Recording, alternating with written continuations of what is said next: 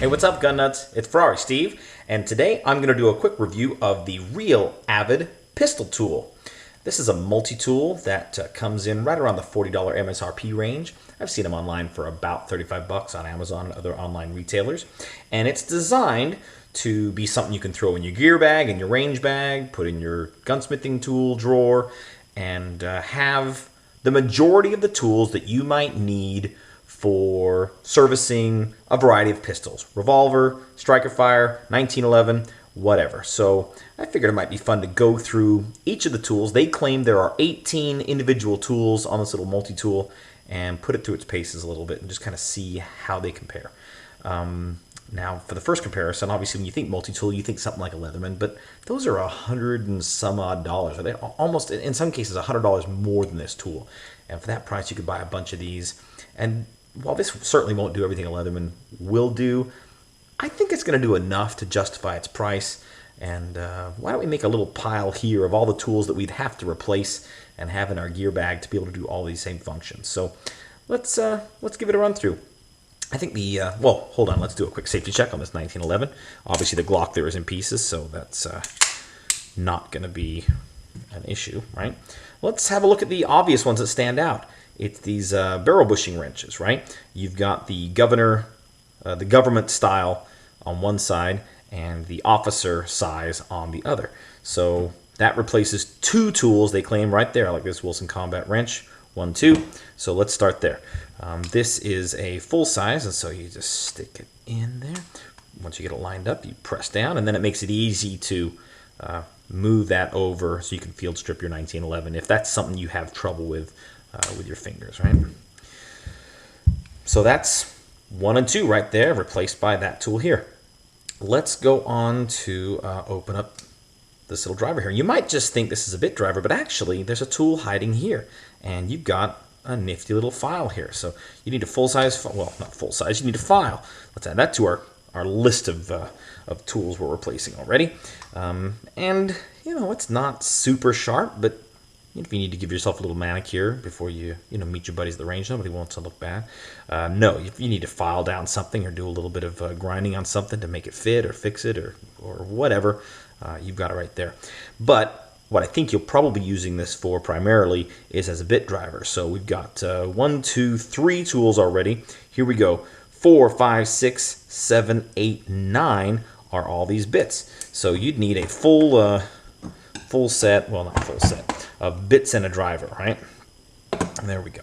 Now you've just got 2 different sizes of flatheads, 2 different sizes of Phillips heads. Then you've got a little Allen, he wants to jump out, doesn't he? A little Allen head and a little Torx T15. And these are going to be for grips or for accessories or for adjusting, whatever.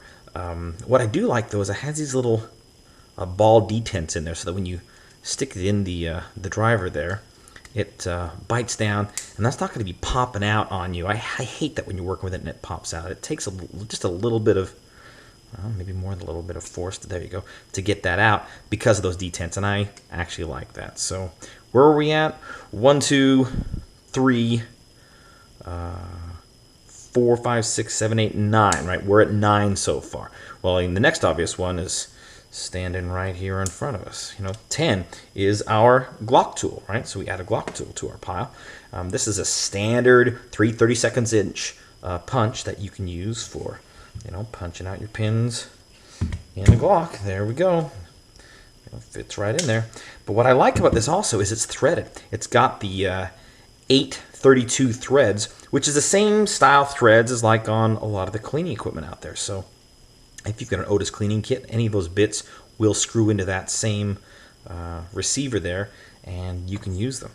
You can also separate this out and use this as a punch if you need to have a hammer, which brings us to the next tool.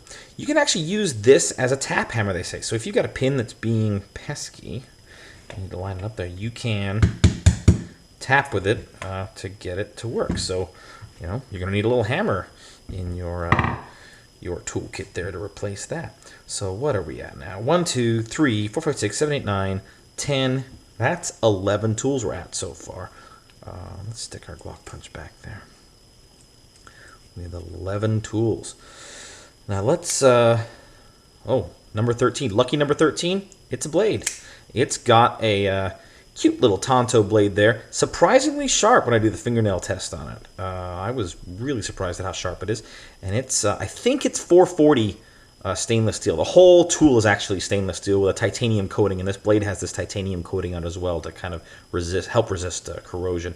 And it locks here, but it deploys pretty quickly. That's not spring assisted, but if you get a good push on it, it'll spring open. So you're gonna need, a pocket knife to replace that. Now, nobody's arguing that this is as good as a Benchmade Osborne.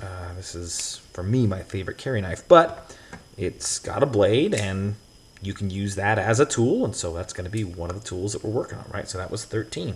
Number 14, let's go over here. This is a non-hardened steel. So all the rest of it is stainless steel, with the exception of this. This is non-hardened steel, and it's a scraper. So for scraping off carbon deposits, I mean, you already used your file to kind of do your manicure, so you can get under your fingernails here with this if you want.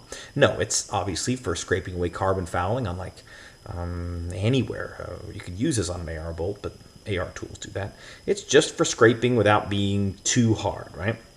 So what is that? We're at 14. Here we go. 15, 16, 17, and 18 are these tiny little baby Allen wrenches, right? So I have a little, here's our little scraper. We've got to add that to our list, right? There's our scraper. Stick him there. And here we go. Here's my little baby set of Allen wrenches that I keep this in my gun drawer here in the workshop because they're about the same size. And there's 5 here, but there's 4 here. So we're going to add that to our pile of stuff we need to do. These are perfect for adjusting lights or lasers or little tiny attachments or little bits on guns that you just like, that's too tiny of an Allen key to find. Well, there it is right on your multi-tool. And there we go. 18 tools in one. So basically, all these tools right here replaced with a $34 piece of kit that, like I said, okay, so it's made in China. Big whoop.